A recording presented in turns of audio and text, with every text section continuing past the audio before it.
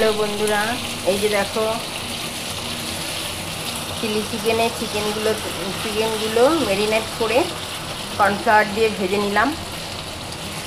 এইবার মশলাগুলো রেডি করতে হবে। মশলা কিছুই না, ক্যাপসিকাম,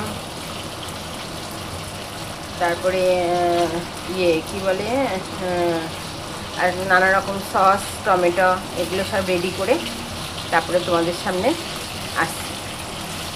এই যে চিকেনগুলো মোটামুটি ভাজা হয়ে গেছে, আর এক পিঠ ভাজবো। হ্যালো বন্ধুরা, এই যে দেখো চিলি, টমেটো, আর হচ্ছে এটা কি সস, গ্রিন চিলি, একটু কাঁচা লঙ্কাও দিয়েছি, 3 রকম সস দিয়েছি, আর দিয়েছি নুন, হলুদ, সামান্য একটু মিষ্টি, আর এদিকে দিয়েছি হচ্ছে পেঁয়াজ, ক্যাপসিকাম, টমেটো, স্লাইস আদা আর রসুন, সব এগুলো চিড়ে দিয়েছি।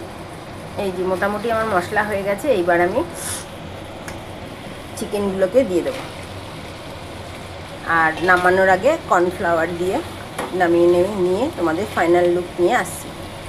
হ্যালো বন্ধুরা, এই যে দেখো আমার চিলি চিকেন কমপ্লিট, তার সঙ্গে রয়েছে কুঁদরি ভাজা, আর আমার এখন আজকে ভাত বাড়া হয়ে গেছে, লাল শাক রয়েছে, আর এটা রয়েছে হচ্ছে কত্তার লাল শাক, আর এই কুঁদরি ভাজা নেব। আর আমি আজকে শুক্রবার, যেহেতু আমি আজকে চিকেনটা খাবো না। ঠিক আছে বন্ধুরা, আলুর দমের একটু ঝোল পড়ে রয়েছে, এটা আমি খেয়ে নেব। এই হচ্ছে আমার দুপুরের মেনু।